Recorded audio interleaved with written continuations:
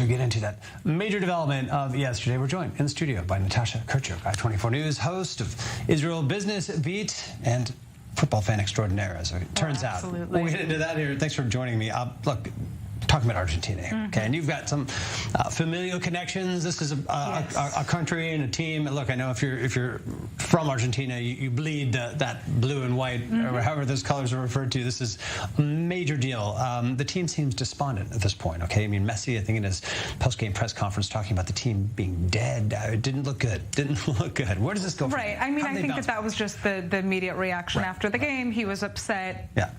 You say things that you don't always mean. At least I think in a good mood. Oh, absolutely not. I think the entirety of Argentina obviously was in a very terrible mood afterwards. I mean, you saw me yesterday. Yeah. It was hard watching that game from here in the studios, not surrounded by Argentina fans. But you know, this is definitely not the first time that we've seen a shocking beginning to the World Cup.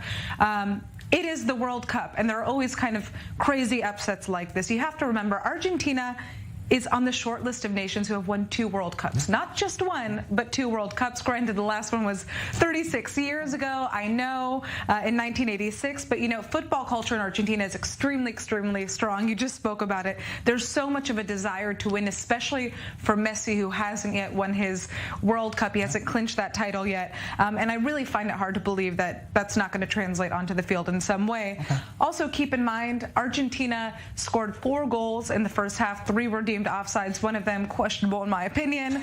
They also had possession of the ball 70% of that game, so it's really just unfair to say that it looked like a fluke. I mean, the score ended up the way it was. Right. If you watch that game, Argentina wasn't getting chased. And that's what people aren't talking about, is how that game actually looked, how it was played.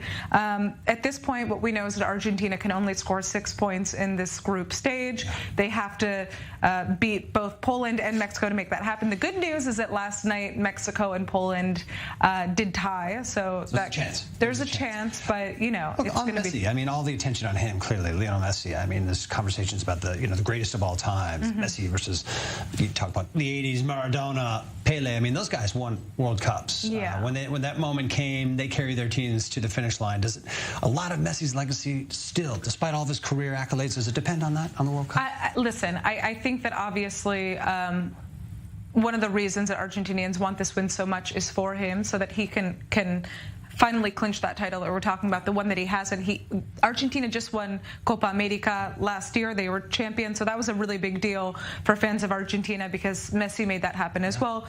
But his entire journey with Argentinian fandom, you could say, has been a little bit rough because, you know, he is viewed as the world's best player, but initially he became a famous soccer player in Spain. That's where the majority of his career has played out. He never played in Primera División, the first division in Argentina, which is typically where the biggest Argentinian stars begin their careers. So in the beginning, he didn't have that same kind of public support from Argentina that you saw Maradona have, for example. So he's had it tough from the beginning. Times have changed.